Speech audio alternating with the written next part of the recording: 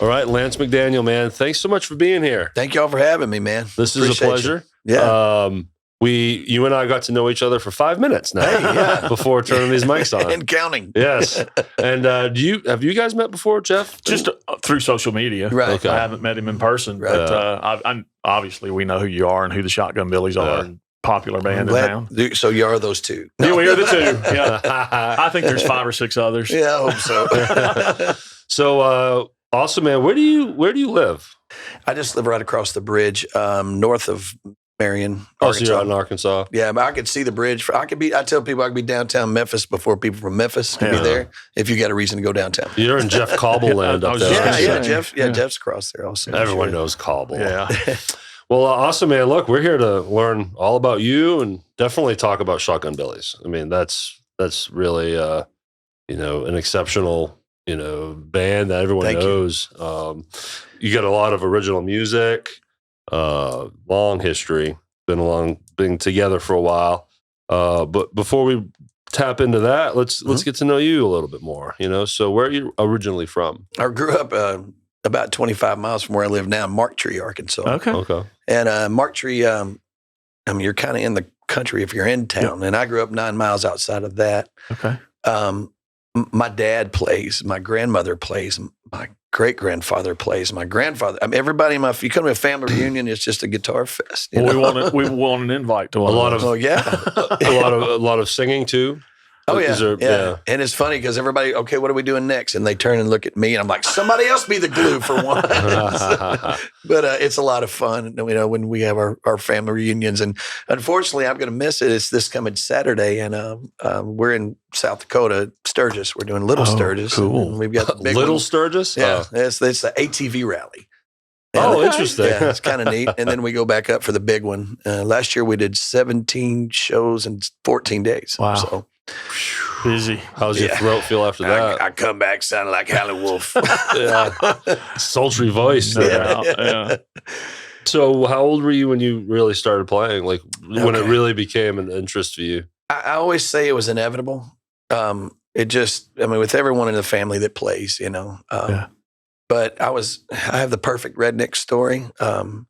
So my mom and dad were, high school sweethearts, and Dad was meat and potato. He's a guitar player, Skinner, ZZ Top, 38 Special, that stuff, Molly Hatchet. And Mom was really into the whole Sly and the Family Stone, the funk things, Billy Joel. And so I got off of both of them, but we were going down the road, and Freebird came on the radio. I was 9, and I remember exactly where we were. And I turned to my mom. I said, "Mom, I want a guitar." Was it the massive solos and stuff? I don't know, man. It just, Mom and Dad, they were divorced at the time, and I didn't hear that music anymore. Right. And so when it comes, just happens to, happenstance, it comes on the radio, boom, there it is. And that feeling of, and it hit me. I don't know. It was just that moment. And my grandmother ended up buying me a guitar at 9. And, are we beating Jimmy Fulp's record? No, Fulp was younger. Okay. He was like 7 years old when he had his. Yeah, his epiphany was very young. Oh, really? I figure he came drumming out of the womb. Out of the womb. Yeah. So that's cool though. So 9, and you get your guitar, and I'm assuming from that part of the story that maybe Leonard Skinner is a huge influence. Yeah, of course, all of those guys. I actually have a Skinner shrine at my house. Sweet. I have one of Alan Collins' guitar amps. I've got parts of the Plane. I've got stuff signed by Ed King. Yeah, man, it's my. That's the nucleus. That's home. You know what I mean? Me and Jeff were very blessed and had the fortune to interview Ricky Medlock for 4 minutes. Yeah. Did you? At the music, we were invited to have a little booth at the Mississippi Music Awards. Oh, okay. Yeah, I saw. Yeah.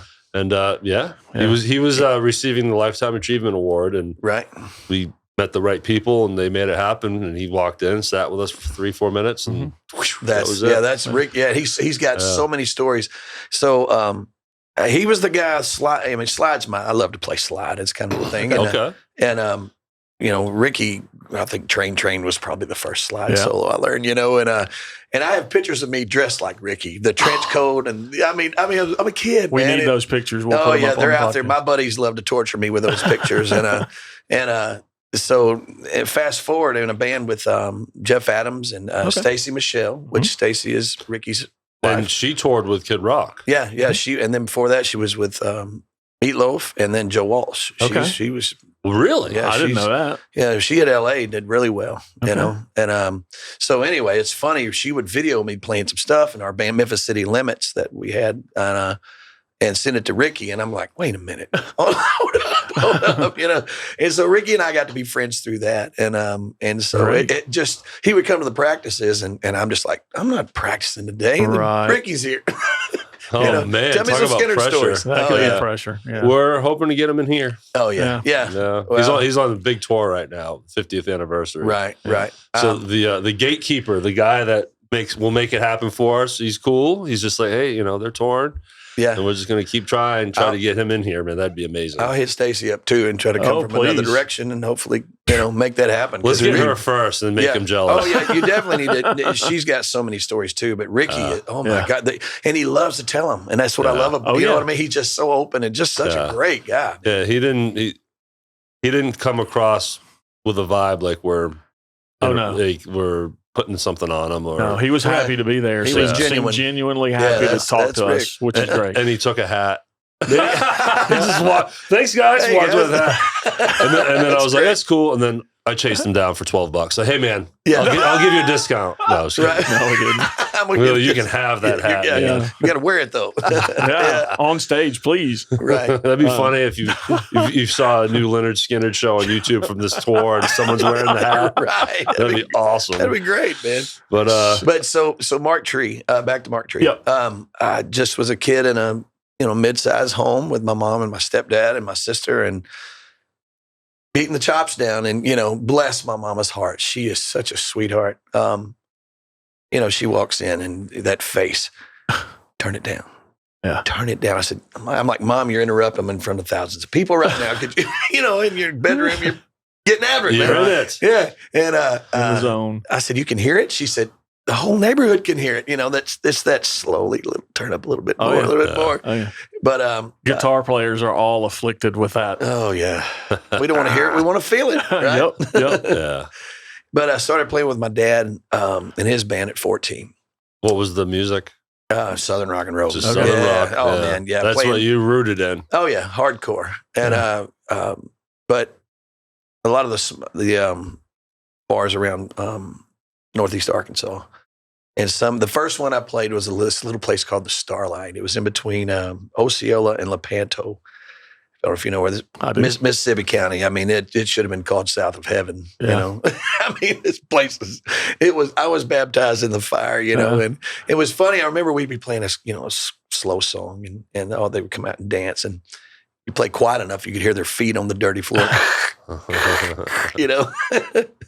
And but I wasn't interested in the craziness of it all. I just love music. Yeah. And I'm 49 and I love it. I love it just like I did when I was 14. Well, you must, because as far as I can tell, you're gigging your ass off, man. Last year. You do a lot of solo stuff. Yeah. Within your schedule with Shotgun, right? Mm-hmm. Right. I'll do myself, and then I'll do a duo with either my daughter with some pipes. That's cool. And or Joe Boogie.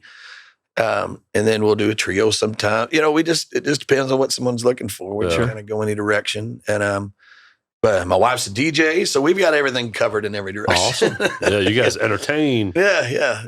So other influences. Okay. Tell us who's your top? Yeah. Top.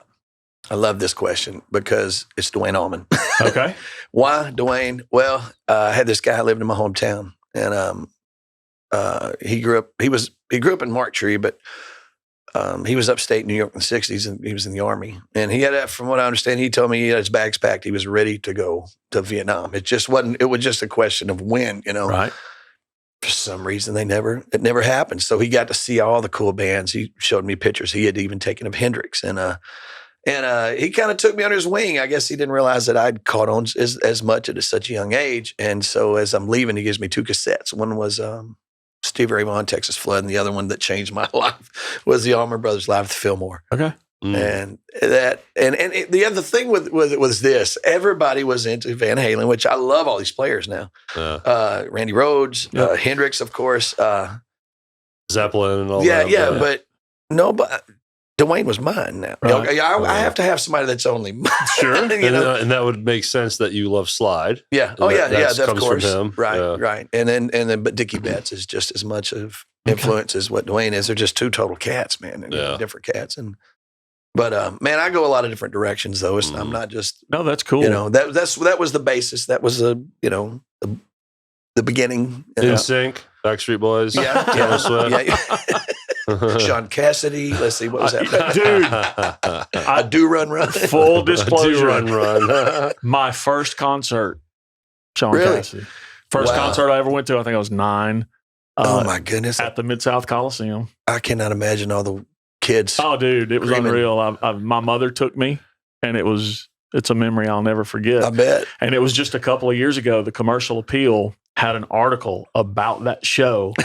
My mom cuts it out of the Commercial Appeal. Telling me this. Mails it to me. Yes. It's hanging on my refrigerator right now. She said, do you remember this? Oh, yeah, I do, Mom. I don't remember my first concert. Yeah. I do. Who was yours? No idea. My dad, Mid-South Coliseum. Yeah. Mom, my favorite band at the time, Rat.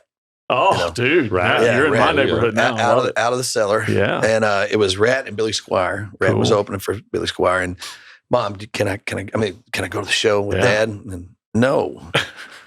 Just so happened the night the show showed up, though. Hey, Mom, I'm going to spend the night with Dad tonight. And I can't help where Dad takes me, right? And we get tickets at the door. And I'm thinking, you automatically think nosebleeds. And tickets at the door. Yeah. 5th row. That never center stage. Wow. That's awesome. I lost my mind. Dude, that's great. And my mom worked at the school, and I came to school with a T-shirt, a Rat T-shirt. It had a mixer on, and with the rat was missing part of his skull, or whatever. You see his brain and all the plugs going. And Mom's like, "What? Where'd you get that shirt from?" How old were you? Dad got it for me. I was 4th grade.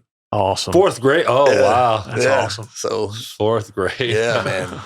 I have a 14-year-old. She'll be 15 in August, and taking her to Metallica in November. Oh man! So for 15 years old, she's going to see her first really massive concert. I did that just last year. My daughter and I went to see Maiden, and my son, we went to see Maiden in awesome. Oklahoma. So it was what a production. I have not seen that band, and I would love to see them before they're done. Yeah, you got to, and because Bruce is still bringing it it's crazy.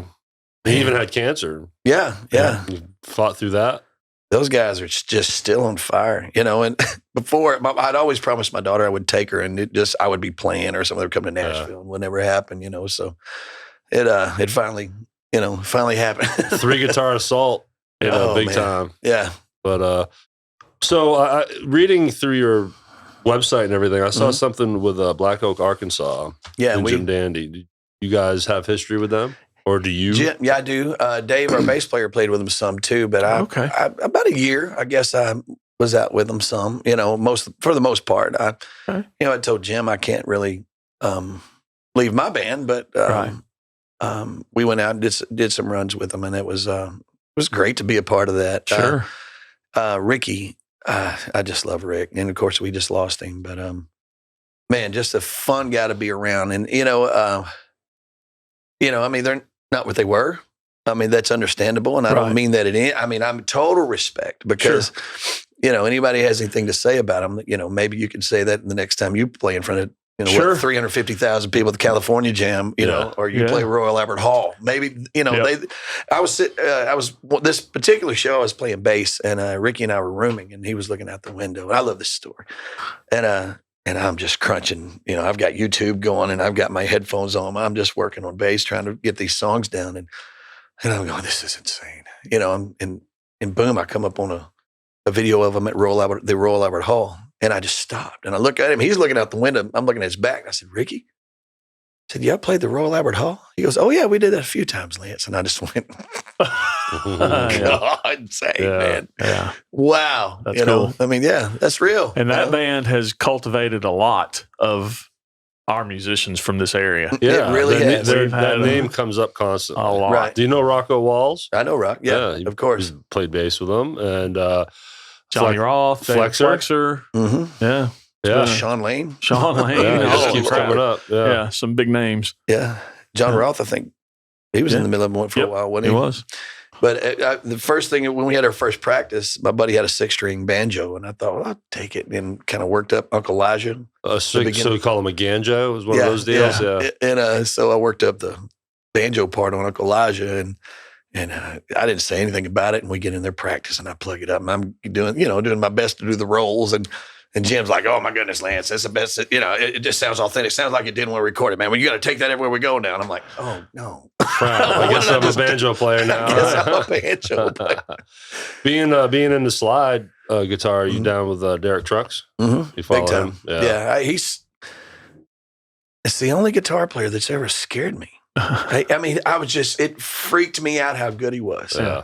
And then I as I kind of studied him, and I'm not saying I got him figured out. Please don't think I mean anything like that. But I kind of caught on a little bit how, I kind of use the neck going up and down, kind of like at an angle. And my patterns that I use with slide, and he literally works all the way up the neck, right. and catching those microtones, those Indian microtones or whatever. The cat is incredible. Because you have to be precise because you can't have ringing strings, right? Right. That's you guys the are few talking times. Out of my the few league, times I've ever tried, put a slide on, and it's so noisy because I don't know what I'm doing, and it's just strings are buzzing, and you're hitting frets, and right. You got to be have a lot of finesse with that, don't you? You do, and it's just one of those things. The more you do it, the better I guess you get at it. Or are you deadening? Not as bad. Are you deadening strings at someone asked me once the bridge? And I don't realize I'm doing it because it's just become that second nature thing, I guess. I love Derek, but just Delta Blues, Sunhouse, Charlie Patton, Robert Johnson, what those guys did with one guitar. And, I'll do a thing. I'll do Crossroads and try to do it kind of like, Robert, in an old style of doing it. Sure. And I just always say those guys were doing all they could to stay out of the fields. They didn't want to play guitar. And I said, 2023, I'm doing the same thing. I'm trying to stay out of the field. But, oh yeah, man. Derek he just took what Dwayne did and just, he took grew that up next around step. it too. I mean, absolutely with Butch. He was raised in that band. Yeah. Right. Right. His uncle Butch was a drummer. And so, yeah, man. Yeah. He just fit right in.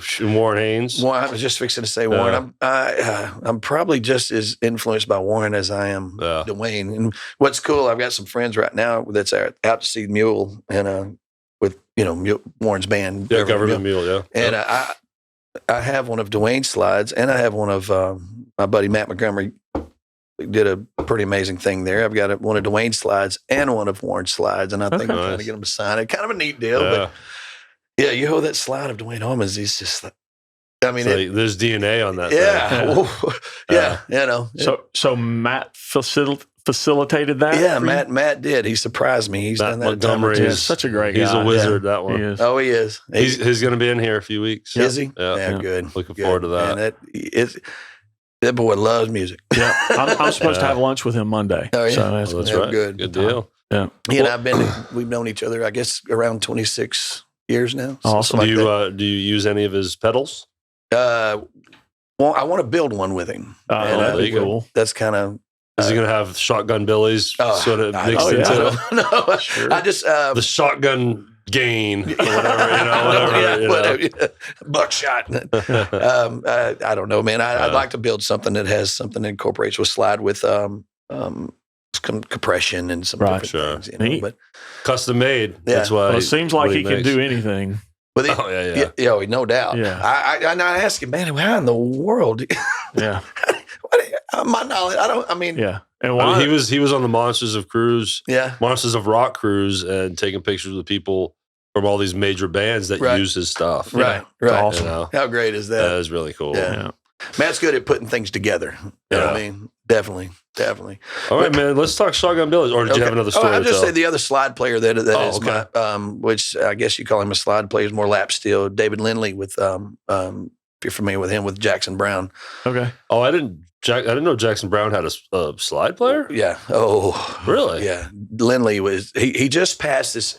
Well, when Gary Rossington passed, that was on a Sunday. Lindley passed on a Friday, and I mean, if you get a chance, please. I mean, Jackson Browne even said, he said, when David came in my room and started playing, I'd never met him. I was on, in a dressing room, and he said, and I thought this was the ultimate compliment. He said, I felt as if I'm listening to my songs for the first time. Wow. These songs I've been singing for years, it's like I'm listening to my own song because of the character that David brought to those, Yeah. Oh, he's a genius. He was. And, I mean, I never would have imagined Jackson Browne had a slide player. Mm-hmm. Oh yeah, I can't think of his hits that have slide on it. There's a slide in there? Yeah. Wow. Yeah. Now I'm gonna next time I hear it, I gotta go dissect it. Just get the Running on Empty album and just listen to the. Lindley also played fiddle and he was just one of those guys, just everything and wore polyester. I don't know. He's a weird cat. He was a weird dude, but wore polyester. Oh my God, he's an incredible musician. So, man, ShotGunBillys, man. Let's talk about ShotGunBillys. Okay. When just give us a overview of how it all started. Yeah, I was in a band in the early '90s. It was called Chase Buchanan. We were a country '90s thing, and I joined in '94. And then a few months later, the bass player David Snell joined. Okay. And so we were together for, I guess, 7 or 8 years. Was that a cover band or an original band? It was original. Okay. Yeah, we were trying to play the Nashville game. Okay. And had some good things happen, but we could also write a book on what not to do. Sure. Nashville's a lot different in the mid-'90s, too. Oh, man. We had a guy behind us, Uncle Joe Harris. He had a big part to do with Garth Brooks. Okay. And matter of fact, there's a song that Garth is called "Back When the Old Stuff Was New," and he said, "It was one big party, Uncle Joe. We owe it to you." I mean, thanked him in a song. That's apparently. I'm waiting on somebody to do that for me. Yeah, but Uncle Joe got behind us, and here we go. And then Uncle Joe had a massive heart attack, and he passed. And so there we go back down. So the roller coaster of all that. Put your eggs in this basket, and then it falls apart. Oh man! But we stayed together for a long time, and then I kind of had enough and quit. And I guess about 5 years, I did a contemporary Christian album, did it all on my own. I just wanted to see what happened if I played all the instruments. And sure. I grew up in a church where you better be ready to play. You don't know who's not going to show up, so you be ready to play whatever instrument. And growing up, my dad, they practiced at my parents' house, and so my dad's band. So I'd pop the lock and go in there and play all the instruments. So I was fortunate to be exposed to all of them. And anyway, so I did that, and then Dave and I started talking and doing some acoustic stuff again. And Dave is your bass player, David Snell. David Snell, and so this band started in ShotGunBillys started in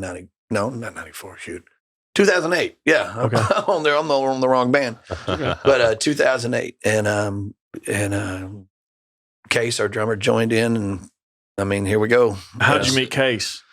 Case being your drummer, Case Cooper. Case has a pretty cool thing. He was around Memphis for a long time back in the 80s. And then he moved to Florida and joined a band, Duke Bardwell. And Duke played bass for Elvis when, was it Jerry Sheff? Is that his name? The bass player passed away. I believe it's his name. Not passed away. He quit for a couple years. And Duke came in and played bass with Elvis on the Las Vegas shows and the big Elvis, baby. The Kung Fu Elvis. Yeah, the Kung Fu Elvis. Kung Fu Elvis. And that's a great band name.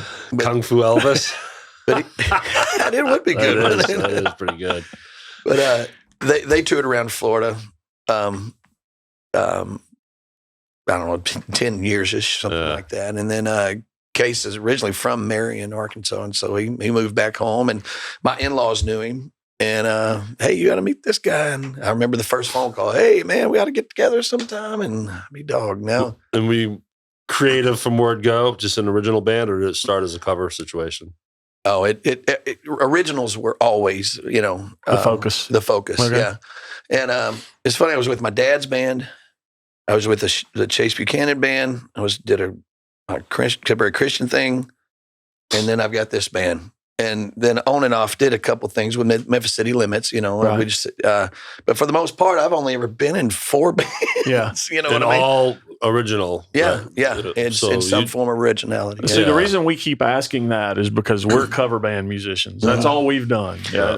For the I got you. 90% of it. Right, And, right. and man, we're just fascinated by all you original guys. It takes man. so much dedication and Oh. so much work, and it's completely. I mean, it's a badass. skill set that I just don't have. But Yeah. respect to I love cover Sure. bands too. There's a whole other level of respect and Right. awesomeness to Oh, the bands absolutely. that crush it. Sure. Yep. But the original, like Jeff said, the original side of things has become more fascinating for me because of this podcast and, Yep. and just Right. meeting people like yourself.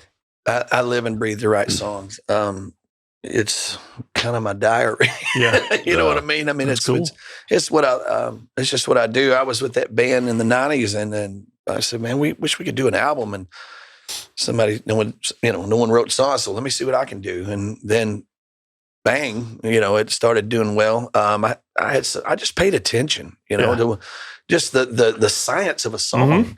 And I had some great mentors. Yeah, but I've paid attention too, and I suck at it. And so it is not easy. Well, this 4th album is taking me a lot longer to write right now, but I don't get down man, let it come to you. Greg Allman said it. He said, just let it come to you. It'll come to you. If you push it, it's going to sound contrived, or it's going to sound, it's This is a solo album? no, it's another Shotgun ShotGunBillys. Yeah, I'm about 75%.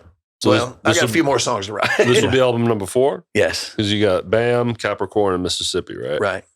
I love the names, man. Well, Especially thank you. Capricorn. Well, Bam was our drummer through the 90s. He was the guy who took Dave and I kind of under his wing. Okay.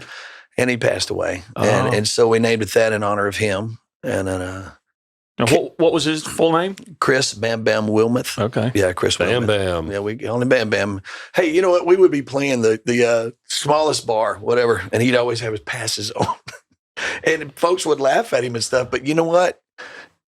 I mean, that's not something I'm going to do, but it was just his uniform. As you see some, Did he have Marine, all the passes kind of on one big well, he hook? did. Well, it just depended on what the day was, really, But this man loved it with all he had, and he really made Dave and I believe in ourselves. Sure. It really did. And then there's something to that. And I wrote a song on it's funny. Our first album's Bam, but on Mississippi, I wrote a song called Bam, and it was that thing of I don't want to be sad anymore about it. Sure. You know what I mean? Let me write a song about what he was all about. Celebrate it. My God, when he had a kick drum, it was just thunder. Right. Big arms, big guy. He was a big guy, So when he had a snare too, pow, breaking sticks all over the place. Yeah. And, for lack of better words, I told him, I said, dude, when you play, it's like a herd of buffaloes running up my butt, because he was, I'm right behind him in front singing. You tear down and just sawdust all around the drum kit. Yeah, that's right. But he wasn't a lot of flash, but my goodness, he could just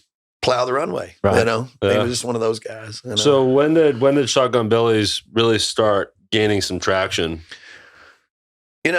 We had we just had good rapport with a lot of from what we did before, and a lot of connections. And our bass player Dave, he lives in Bentonville, Arkansas. Okay. And so that's where he lives. And he kind of built a life there. And then he's been playing with some bands. So between what we already had in Northeast Arkansas and then what he kind of had going over there, we ultimately pretty quick had a good places, a good bit of places to play. Right. Just in that region of Arkansas. Yeah. And Memphis was not anything. We'd always heard Memphis, you're not going to make any money in Memphis because everybody's undercutting each other, and I don't know. That's just what was said. So it was just out of sight, out of mind, I guess, And then I moved from Jonesboro. My wife and I, we moved over to Marion, which is where her father had a business. And so Memphis is right here. So just slowly gravitated toward, This sucked you in, man. It sucked me in, yeah. But well, it does seem to me that and we've talked about this, it's harder for original bands to make good money here. Yeah. But the cover bands, I know the upper echelon of those guys, they're making some good money. Right, right. They're bringing crowds. They're doing well. And we do we walk into the place and get the vibe, and then we're going to do original. We're going to first, especially the first 3-4 songs. We have to set our presence. It kind of, we got to find our tree to be on. Yeah. This is who we are, and we'll do all this other stuff too. But when you do your solo acoustic stuff, is it a mixture? Oh yeah, for sure. Yeah, and my mouth gets going, and I love to tell stories about songs. Oh, that's great. That's cool. And pull people in. Sure. And I think that's a huge part of the experience, especially of original music. The good story is engaging. Just really is. Oh man, Jackson Brown's the king of that. I'm going back and forth about him and Paul Stanley. Oh really? Shout out to Sean Feud. Yeah, he tells some good stories. But I went to see Jackson at the Orpheum my first time I saw him. My wife and I did, and he walks out and people just start yelling songs, and I'm going, "Why didn't I get this memo?" Right. And okay, let's do that one. He's got like 20 acoustics and a piano, and I love that. And he'll tell those stories, and just like you said, it just sucks you right in. Absolutely. I mean, these guys got stories. Yeah, his whole thing with the Eagles and how they started out together. And he wrote a song, and he was 16 and wrote a song called "These Days," and it. Greg Allman's covered it. There's been quite a few people cover it. He wrote it at 16 years old. And it's about a middle-aged man who forgot to live, basically, and look back, and I'm going, how does he have that perspective? At 16. How did you do this? Yeah. He grew up too fast, man. Yeah. Chill out, man. Yeah, enjoy the teenager. That's right. Go smoke some pot. Yeah, I always tell my kids, drunk. when you're 16, be 16. Don't try to be 17. Right. Yeah, he was just an exception to the rule, So now ShotGunBillys gets around pretty good. You guys do a lot of running. I saw on your website you got a lot of good tour dates. We do. So what's your circuit look like? Well, of course, Memphis is home base. Yeah. The Hard Rock Casino in Tulsa, we hit that quite a bit. We're all over Oklahoma quite a bit. Mm-hmm. We usually do a Texas run at least once a year. Florida, we're gearing up to leave for South Dakota actually Wednesday. So with this, the Little Sturgis, which is the ATV, right? And I guess no motorcycles, just bring your souped up golf carts. Right. That's awesome. That is awesome. And then Big Sturgis, we do it every year too. And so we did 17 shows in 14 days. How far apart are those two events, or is it back to back? No, it's I think August 1st is around when the Big Sturgis, the real one. So you'll go up and down. You do both.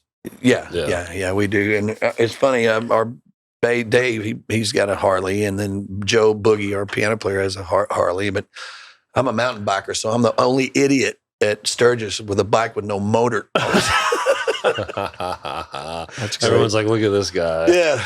Yeah. So then, you brought up the last name, Joe Boogie. Yeah. Keys. Is that his real name? Joe Boogie Simmons.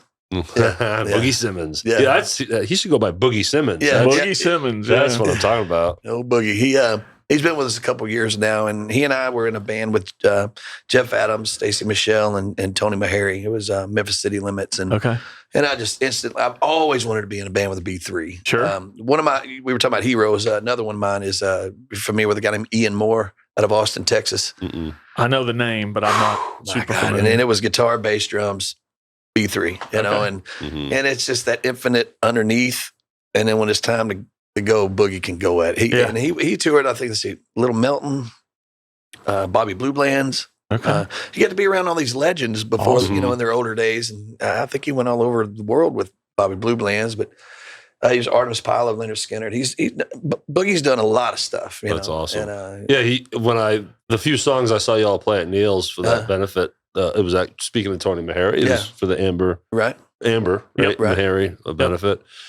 And he's one of those guys that even though he's sitting down, he's performing back there. He's animated. He's getting into it. Yeah, he feels everything he does. Yeah, man. And it really added to the show. But you had a fill-in bass player, I believe. Yeah, my buddy Jake Long. I mean, he looks like he's my age, but he's 26, 27. Yeah, okay. And he was just thumping along. Man, he is great. But he's a guitar player. Yeah, he's got his own band. Yeah. And he is incredible. I'm so proud of him. And my dad's band, he has family that was tied into that too, and he grew up in my hometown, and so it's really a neat thing, and people help me out, and what little I know, I pass it forward, to Jake, but he's one of my best friends too, set guitars aside, So he was an easy one to fill in. I mean, you bring him in. Made sense. Yeah. When Dave can't make it sometimes, and so Jake, does his thing. But I respect him hardcore as a guitar player. Man, he is really doing well. Cool. So I encourage anybody to go see, if you see the Jake Long Band anywhere, go check him out. Well, I don't know him, but we'll be in touch with him at some point to get him in here to talk to him. There you go. Yeah, we need.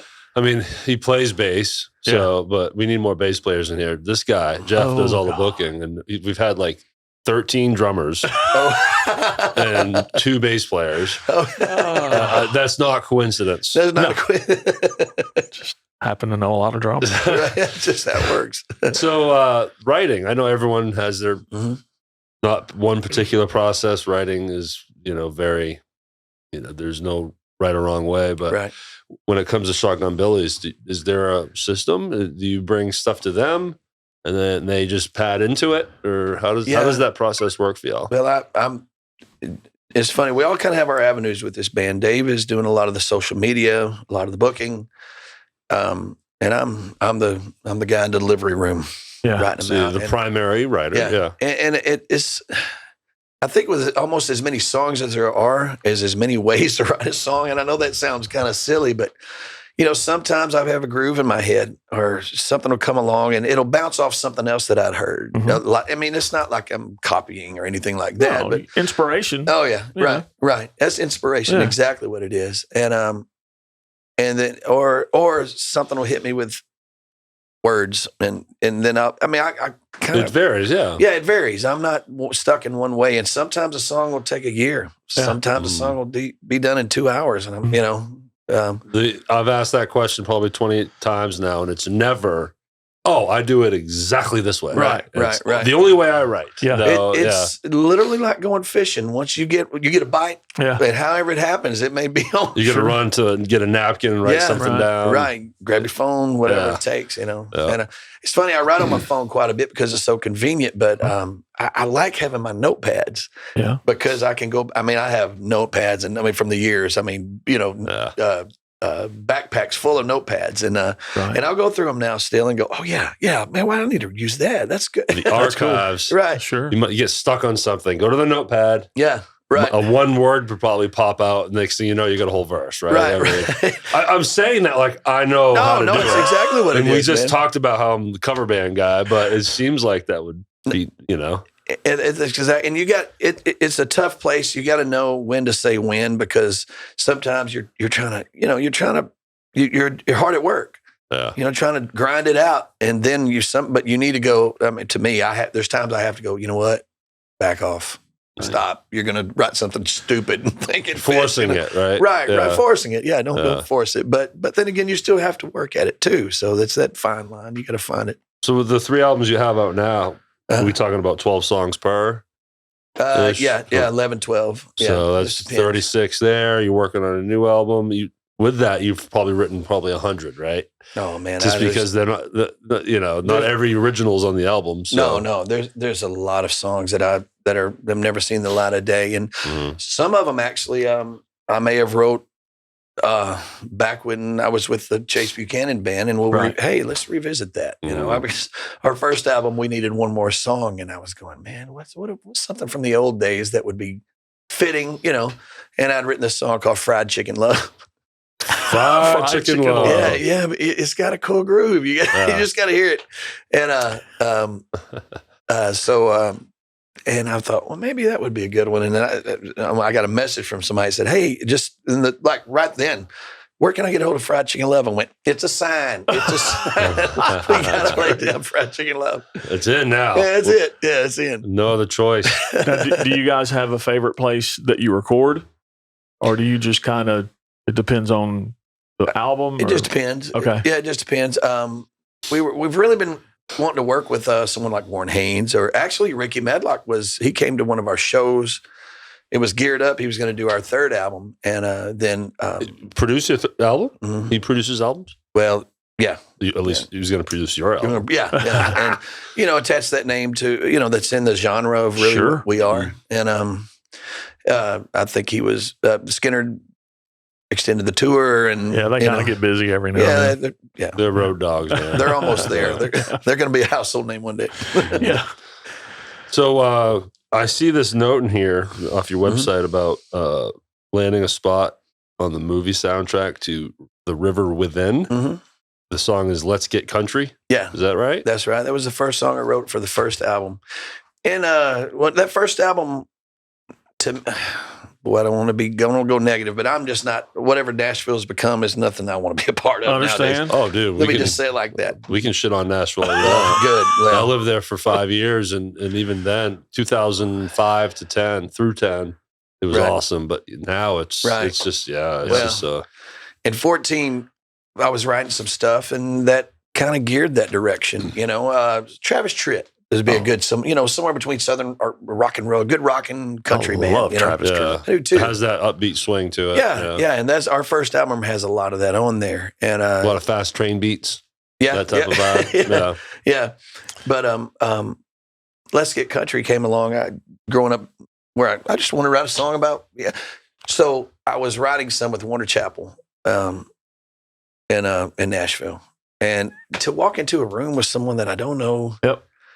And I can't really write songs with someone anyway because you're watching a movie and you're just sucked into the movie and you're a part of the movie, right? And then all of a sudden somebody comes in the kitchen and starts putting something in a microwave, and you're going, pulls you right out. You're right. Yeah, that's writing songs for me. I was thinking about the Nashville way of doing it when we were talking about your process of writing, and I was thinking, totally different than just going in there and having this strict process that they follow. Well, I don't want to speak for everyone here, but I had a lot of friends that were writers out there too, and they would schedule.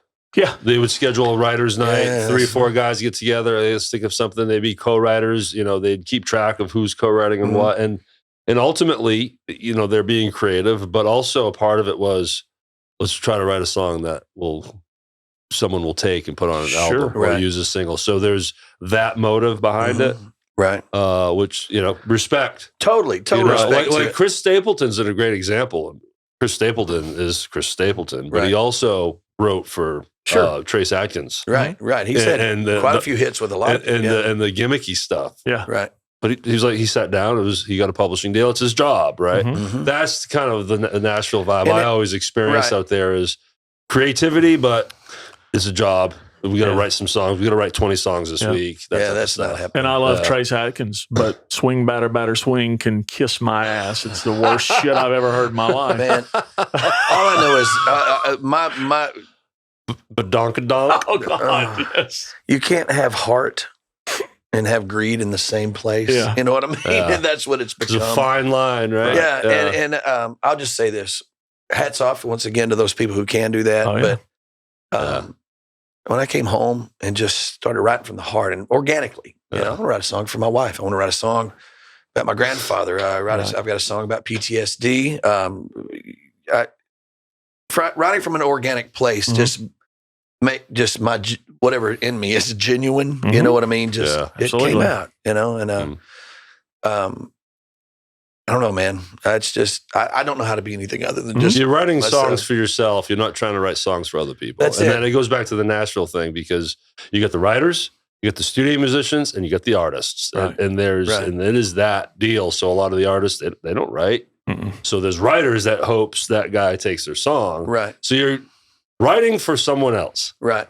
That's the bag. Yeah, that's but what you do and what a lot of people do, that rootsy stuff, you're writing for yourself. It's it. You're not trying to impress anybody. And somebody's going to relate to it. Yeah. I was talking with Dave Mason. Familiar with Dave Mason? I've heard the name. I'm thinking of Brad Mason. Rock and Roll Hall of Fame. He was in Traffic. That song "We Just Disagree." I don't know if you know it. Yeah. He wrote "Feeling All Right." Joe Cocker. Yeah. There you go. My buddy drives his bus, and we were having we met at the Home Depot parking lot in on Wolf Chase. Yeah, around Wolf Chase area. Yeah. And the bus comes pulling in. It was kind of cool. My wife made a pecan pie for him, and he absolutely loves those. So we hit it off. Man, we hit it off, and I mean all these great songs he's written. And I just said, "So you still writing?" And he said, "Man." He said, "Why?" He said, I'm going to get screwed out of it, as far as my publishing somehow. Something. It's just, and I said, well, man, that's not what it's about anymore. We write for our people. Right. The gifts, they're gifts. Sure. Whether it's about a situation or whether it's for someone, or like I said, I wrote a song called "This Killer You've Created" about PTSD, and it's on our second album. Write about things that I don't know. You've got a meaning behind it, right. And it's like I said, it's very organic. And for me, that's the way to come to it. Sure. It's easy to get jaded in this business, right?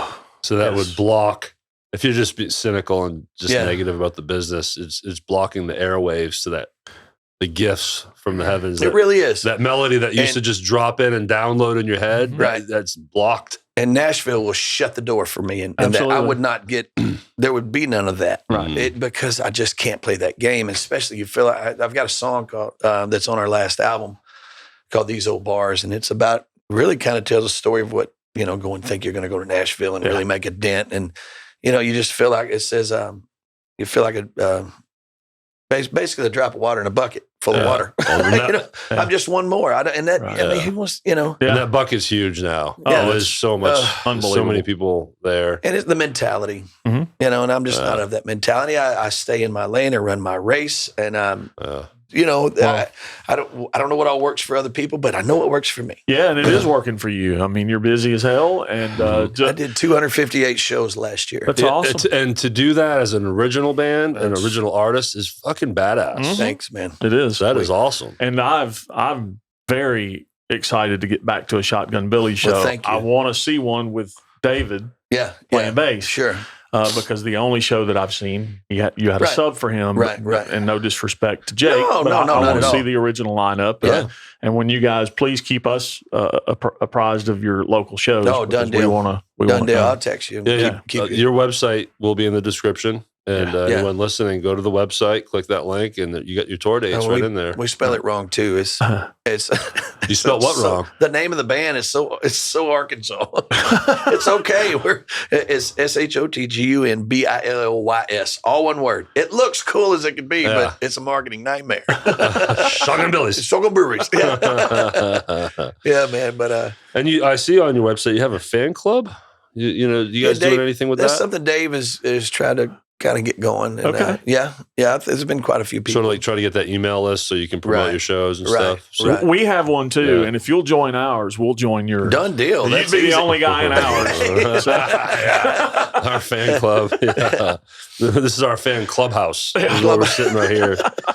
Oh, another thing I noticed is you guys have a laundry list of endorsements on your website. Well, it's just, I think, what we use. I know David has quite a few endorsements. Oh, okay. I'm not Matt Montgomery, but I'm a good fifth place. I have enough instruments. In terms of the collection of instruments. Holy crap, that guy's got everything. Yeah. Man, I just got a 58 VOS, or 54 Les Paul that's, of course, it's a reissue, right? But I love how his drum tracking room in his studio is just a little corner surrounded by the wall of instruments he's got. Yeah, it's like it's the room for all his instruments, and then we track drums over here in the corner. It's just it's all guitars. And that brings up another question we should ask. So, do you have a favorite guitar, a favorite style, a favorite brand? I have two. Okay. I bought a Paul Reed Smith. Okay. In '94. And it's been my right arm. Yeah. And I met Paul in '96. I believe we were at Corner Music in Nashville. And he was doing free alterations. And, man, he customized. Wow. He really took care of me. So it's the feel that you like? Oh, yeah. That's pretty cool to have the guy that freaking invented the thing making changes for you. Yeah. It was he and his, I guess, one of his guys, and they, he said, "What do you not like about my guitar?" And I went, what do I say to this? This sounds like shit, man. I don't know how to tell you, but I said, look, he said, "What are you looking for?" I said, "Just make it sound as close to Dwayne at the Fillmore and we're good," and he put some McCarty pickups, but he got me because what did I do? Like a couple months later, I went and bought a hollow body. I'm like, I became that, wow, he did that for me. It worked, Do you like Tellies? I love them. Love him. And when I pick up a Telecaster, I instantly want a chicken pick. Yeah. And that band I was in the 90s, the Chase Buchanan band, we were a country band. And I mean, I don't know why they hired me. I had a half-stack Marshall and a 78 custom black Les Paul. Right. And that's not country. No, not at all. And I'm, it's funny. They came to see us, my dad and I play. And man, back then I'm swinging from the rafters and I'm doing the curly shuffle on the dance floor. I mean, just acting a fool. I'm 19, you know? Right. Were you doing Kung Fu Elvis? No, I didn't do that. But their drummer, Bam Bam, elbowed the other guitar player. He goes, "Hey, man, there's your new guitar player." Like, here we go. And I think at one time they were probably going to talk to me about either letting me go or something. But just so happened that day I accidentally borrowed a telly and thought, well, let me see what this sounds like. And man, I mean, when they have a punch to them. Oh man! And once I felt that, there it went. I mean, I was hooked. And there's some great guitar players over in Northeast Arkansas, and a buddy of mine named Steve Goins, who I credit him for showing me. Well, he never sit down and teach me, but just getting the vibe and watching him, and man, he could eat up that Jerry Reed, thing, and so I just want some of that. And what that did, playing with all of my fingers, ended up opening me up to playing slide. Because that's a big part of it, because you're muting strings, right? You're going to be more precise. Exactly. So telly, playing that more of that country style opened my slide licks up. So it's neat how that works. I witnessed the versatility of telly's versatility. Thank you. Almost an hour before we play a sound. Pretty good deal. That's a sound when I say something stupid. Oh, gotcha. So it's surprising we've made it this long. The neck pickup on a Telecaster, I love that too. Yeah. I mean, Steve Cropper. There you go. What else you need to say? Yeah. That middle position and how he worked that. Oh, Prince played the shit out of sure did. Tellies. I mean, it's just a big fan. Well, don't tell my wife that's probably the next one I'm looking for. How many Tellies do you have? 3. Yeah, 3? Just 3. That's not enough. How many guitars do you have? Oh, don't say. Oh, no, we don't want your wife to hear. No. She knows. She walks by them in my music room every day. We hope she doesn't sell them for what you told her you paid for them. Oh my God! You walk in, all the guitars are gone, but there's a new car in the driveway. That's somewhere close to 30. Wow, and nice. There's no cheap ones, but. Yeah. I've never had a drug habit or a alcohol. I mean, it's funny. The drummer, someone waitress walks. Hey, can I get you guys a beer? No, you got any unsweet tea? That's me at a gig. I don't drink much either. Yeah, I've never had a vice other than guitars and amplifiers, and I love them. I do. Only thing better than one's 2. As far as acoustic guitars, what's your go-to? Oh man, I've got it out in the truck right now. Yeah. It is. It's a Guild. Thin-bodied gilded. They call them songbirds. I know what it is. Clapton played one on the one of his From the Cradle, or I think that was a tour. Barry Gibbs has a model of. I mean, I was running a music store in 2001, and this guitar comes in, and I guess Guild was owned by Fender, or maybe I guess probably still is. I look at it. What is this? Hang it up, and somewhere. Day or 2 later, someone comes in talking, and you do that thing where you're not even thinking, you pull it off the wall. Oh man, this is it. That's it. I gotta buy it. That's it. Yeah. Oh yeah, I had to have it. Cool, honey. Yeah, I'm buying another one. Oh man, I have a great story. Oh, you just walk in with one, and she's like, "Really?" Yeah. I don't know if I want to tell this or not. I play a Dr. Z amplifier. Okay, I'm going for it. This is going to be the highlight. The Dr. Z, that's like high end shit right there, right? Yeah. I've played this Dr. Z since the band's been put together 15 years. It is just home base. Oh God, I can't believe. Do I really want to go there? Well, is this going to get you in trouble? No. This is going to get me laughed at. That's what I'm going to do. But people laugh at us all the time. I'm the guy that's strong enough to handle. Take the some of the laughs from me. Okay. Like, I'm the one that makes an ass of myself here. So my wife says you need a vasectomy. I didn't see that coming. You've lost your mind. It's not happening, right? But you know what happens when you get the fever for an instrument?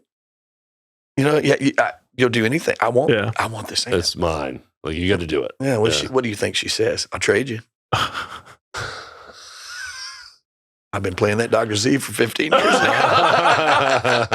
So I'm going to get on Dr. Z's message board because that's awesome. On their message board, it said, someone said, hey, what did you give up to get your Z? Yeah. Oh, they're going to love this. And I type out the whole story and I thought, no, I'm not going to be known as that guy. And I just told the story. Yeah, now you are. That's awesome. We got billions of fans too. Billions of fans. Yeah, this is going to add several with this story. Man, that was awesome. Yeah, you can edit that if you want to. Okay, that's up to you. My wife is going to be shaking her head going, She's going to watch or listen to the great part is, oh yeah, man, she's incredible. She's my biggest fan. I have to say. Yeah, let's end on a good note. Let's say some nice things about her. Say great things about the wife. I'll say that we just became grandparents, so we're excited about How many kids you got? 3. 3 kids. Yeah, and one grandbaby. One grandbaby. That's awesome. Oh man, they talk about walking through a new door of life. Oh, as, getting a little bit older now. What? No. When people use that word with me, you keep that to yourself. Yeah. It'll hurt me when it gets me. I hope I'm a grandfather someday because I'll love having that baby, and then I'll love giving it back. Yeah, here he's crying. Hey, you smell that? Here. I've paid my dues, man. It's your turn. That's right. So, well, Lance, man, this has been awesome to meet you, man. Same here, guys. I really appreciate this opportunity. We appreciate you coming, man. It's guys like you that afford us the opportunity to do what we're doing. Yeah, and we get a front row seat to all these great stories and background stories and origin stories. And awesome stories that don't ever make the air. Yeah. Those are even better. Vasectomies. Oh, yeah. When the mics turn off, man. Woo. Vasectomy stories and everything. Well, before we say bye, Lance, let's educate the audience a little bit, Jeff, on our platforms. Let's remind them, where can they find us? Buddy? Yeah, check us out on YouTube and Facebook. Mondays at 6 p.m. is when the video will drop. And all the streaming platforms, Apple, Spotify, Stitcher, Pandora. Check us out there. And if you like this episode, because you should, share it. Just push it out there. Hit share it to a friend. Yep. You're going to be seeing a series of clips from Lance over this week. So stick around. Facebook at the Rhythm Section Pod. That's where we promote everything. If you're interested in supporting us through Patreon, click that link and join that tip jar.